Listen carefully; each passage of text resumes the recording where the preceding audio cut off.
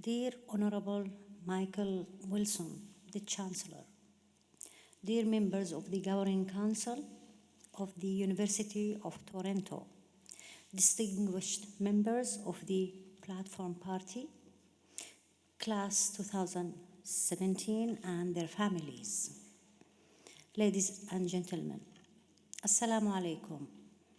This is how we salute the people in my region, in the region that is now has no peace. It means peace be upon you. And this is what we are missing now. I am pleased to be here with you in this wonderful gathering. Firstly, I would like to express my profound gratitude to Chancellor Wilson and the President of the University of Toronto, Professor Merrick Gertler, and to all members of the Governing Council of the University of Toronto. It's of great honor to receive such a prestigious honorary degree from one of the most prestigious universities globally. I am unable to express how grateful I am for the confidence you put in me. I can only promise that I will continue to struggle to make the protection of human rights and the rule of law the supreme value in all my life. Ladies and gentlemen, let me share with you a beautiful moment in my life. It was when I had a telephone conversation with Professor Merrick Gertler, without having a hint on the purpose of the call. The first idea that came to my mind was perhaps I would be invited to participate in an academic research or a conference, as it is always the case with me, given my status as a human rights defender. Once I spoke to the professor and found out the reason, I felt dizzy and I was breathless. My voice was lost after hearing from him asking me if I would accept the honorary doctorate. What a magnificent moment. And he's asking me to accept. He should have said, we are imposing in you such things. I said, how come such beautiful thing? And they are asking. So I couldn't, and up till today, I could not conceive this concept of, would you like to accept that I honor you? Okay. Well, my voice was lost after hearing him, and yes, and I have tears in my eyes out of joy. What an incredible, bittersweet surprise for a woman like me, who lives in an exile and suffers from daily trauma, whilst her country is living through a devastating war for 2 years. At that time, now it's 2 years and 3 months or more. A fierce war waged and led by one of the richest countries in the region, in the Middle East, Saudi Arabia, against one of the poorest countries in the Middle East, Yemen, my country. If not in the world, a war that has been destroying everything and anything that is human and beautiful. War, the worst human act that has taken more than 9,000 civilian lives, only civilians, those who are not carrying the arms or participate in the fighting. War, the worst human act that has taken more than 9,000 civilians' lives and left triple of the number wounded, millions displaced and refugees. Sadly enough, those who are not dying by airstrikes nowadays or artilleries or landmines, they die as a result of starvation and famine and epidemic diseases like cholera. The latest statistics says that 150,000 people are now suspected of cholera in my country. Of course, nobody knows about this. Imagine 1 million civil servants have never received their salary for almost 11 months, which means that around 7 million people live with zero income in an economy of war. War crimes are being committed by all parties of the conflict. In many parts of the country, where 80% of the victims are civilians, including women and children, war crimes should not go unpunished. All warring parties should be held accountable, and the culture of impunity should end. All victims deserve justice. The war on my country has made joy a luxury I cannot afford. However, after the conversation with the President Merrick, I felt like the universe was being gracious to me, wiping the sadness of my soul, making a touch of tenderness and power, and telling me that what you have done in your life is well recognized, and that there is still room for joy despite all the sorrow. Ladies and gentlemen, class 2017, I don't want to spoil this beautiful atmosphere with talk about war or war crimes. Allow me to salute your success and send my best congratulations to the 2017 graduates. Let us give them a warm sound of applause.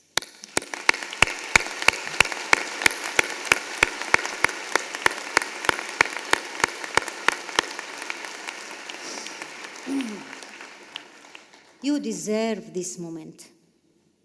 You deserve these merry moments, as it did not come from nothing, but from hard work, diligence, and determination.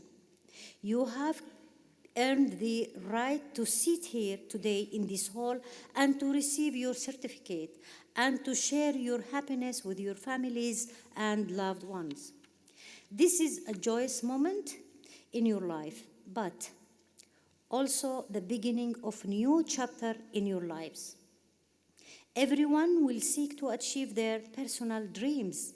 However, you have to always remember that there will be always challenges, and you have to confront them with will and determination. You may not be lucky sometimes. You may feel like a failure. Frustration and anxiety might take over a time in your life. Yet, it is also very important to remember that failure creates opportunities for success. Never let despair control you or make anything discourage you. Don't be discouraged from doing your best and giving. Be generous to yourself and to those you serve or help society. In a nutshell, it all comes back to one thing: humanity. It is when we are a human society that we succeed. Dear audience, I remember as a child that I often heard this phrase: you are a girl. You are not allowed to do as your male brothers. You are a girl. You should learn how to cook and get ready to be a good wife and a good mother. You are a girl whose abilities are limited compared to the males. This is how God created you, less capable. You are a girl. It is a shame to play outdoor or mix with boys. You are a girl, you must marry while you are a child. You are a girl, you have to be veiled, cover your body, face, hair. You are a girl, you are a girl. A long list of prohibitions imposed on me and millions of girls, justified by culture, customs, social class, traditions, religion, whatever, which all combine to give males power, along with confidence, freedom, choices, and a broad horizon in life, while obscuring it from all girls. Gender inequality undermines our abilities, limit our choices in life, affect self-esteem and sense of worth, equality, and dignity. Gender identity should not prevent us from living as girls and women through different stages of our life. Like any boys and men, play, learn, work, create, grow up normally, and serve the community on equal footing with male peers. Discrimination has been a constant challenge since childhood. This unfathomable discrimination based on gender equality is prevalent in the whole world, but also in the Middle East, where discrimination, exclusion, and denial of rights continue until today under different pretexts. Discrimination against girls and women based on religion, sectarian, racial, ethnic origins, discrimination against the poor, people with disabilities, LGBTI, trans people, and against all who are different. Discrimination starts at the family, which is also a reflection of the community's values, culture, and attitudes embodied in the everyday behavior of the society as a whole, and enshrined in the policies and laws of the state that enhances this discrimination and exclusion at the state level. Discrimination at childhood was a passing phase in my life, and I had to encounter and overcome it. I was determined not to let a pervasive negative culture pulls me back, frustrates me, or break my will of a free and dignified life. Otherwise, I would not stand today before you and be courageous enough to address you. I have had a strong will to not appease anyone or to accept anything at the expense of my free choice. I fought to continue my education and pursue higher education. This education allowed me knowledge of the world, literature, history, religion, all of this, and an openness to the different human cultures and civilizations. Knowledge has made me, and I grow up in self-confidence, power, and capability to resist and negotiate for my rights. Yes, knowledge. I am sure that education and knowledge are keys to success and to overcome difficulties. So we are the women in the Middle East. We have to negotiate for everything. The rights that are taken for granted by most of you here, we have to negotiate. So we have continued been learning the arts of negotiation. So now we are the women in the Middle East, we are the best negotiators, so you need to learn from us how to be negotiators. Working to protect human rights from daily violations in a hostile environment to human rights and women's rights is one of the toughest, most unprofitable, and dangerous tasks, not only for the human rights defenders themselves, but it is also affects the life of the individuals surrounding them, such as families and friends. However, hope for change have been a strong motivation to engage in the defense of human rights, to give fragile and vulnerable groups a voice, protection, and an opportunity for a decent life. Dear class 2017, let me here briefly recount to you a story of a Yemeni child, Hafid Ibrahim. It was about 3 o'clock in the morning, and I was sleeping when I received a telephone call. There was a shaky voice on the other end of the line saying, "My name is Hafid Ibrahim. Please, mother, save me. I am innocent. I am in prison, and they will execute me this weekend."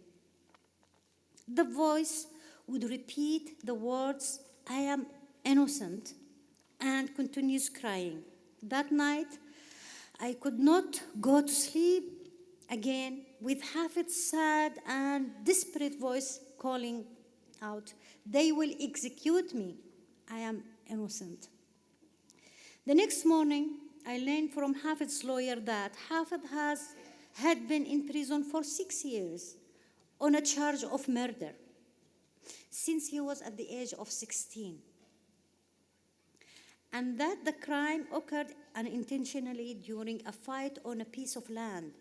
While Hafid was carrying his gun, which is normal for boys to carry arms in my country, 2 people tried to grab his gun.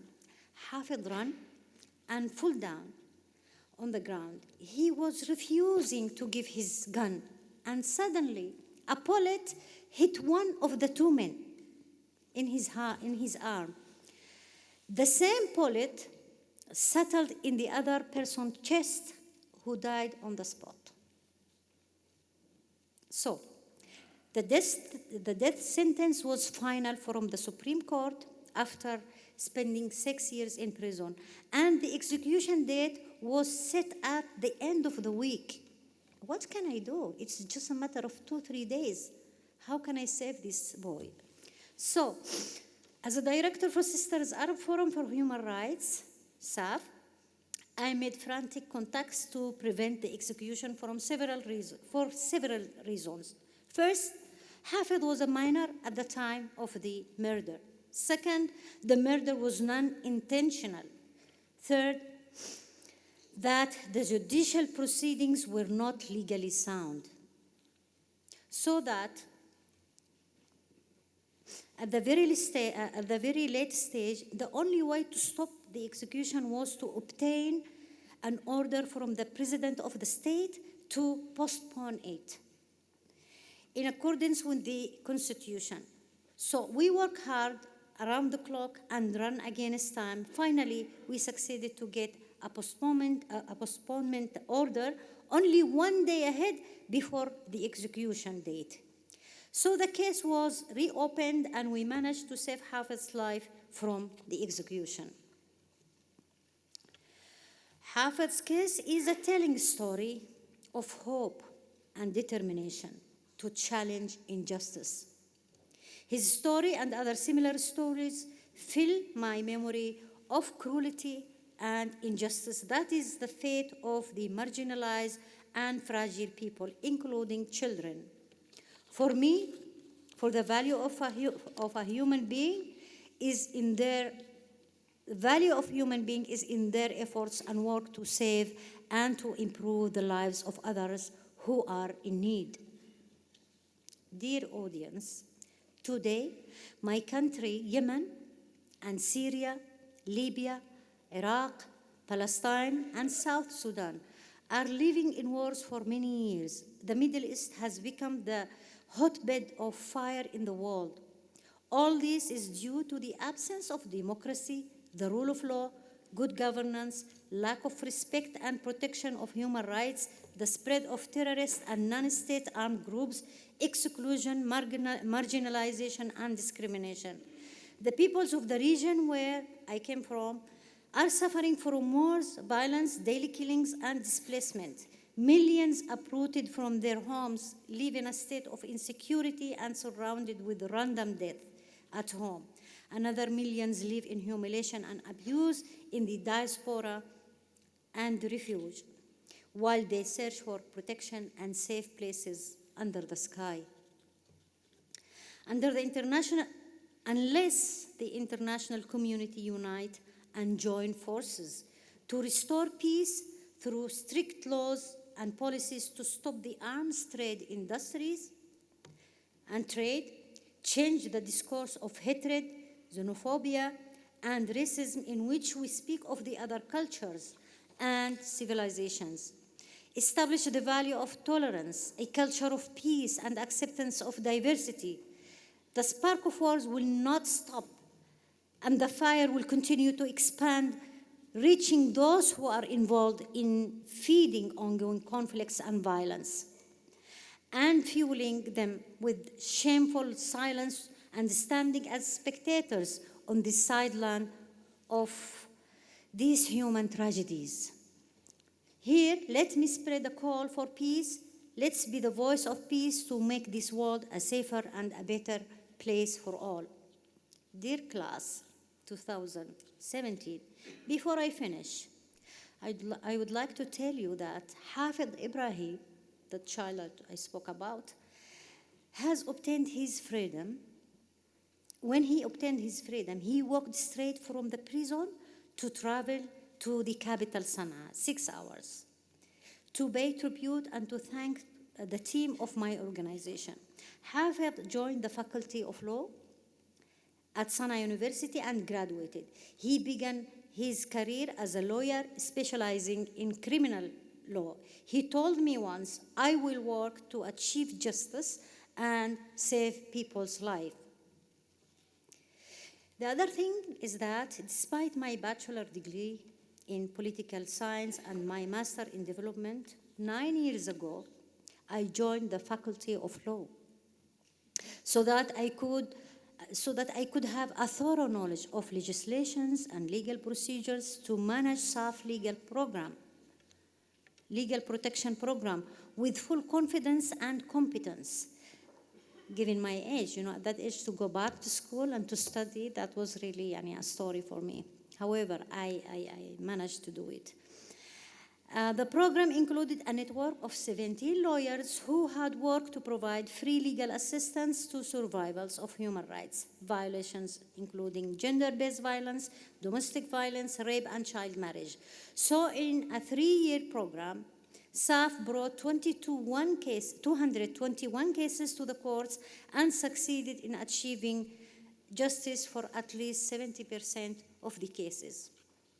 Well, I won't forget to mention that because I studied law during a busy schedule, a very brilliant, smart, and bright human rights defender helped me with the lectures, notes, legal documents, and resources until I graduated.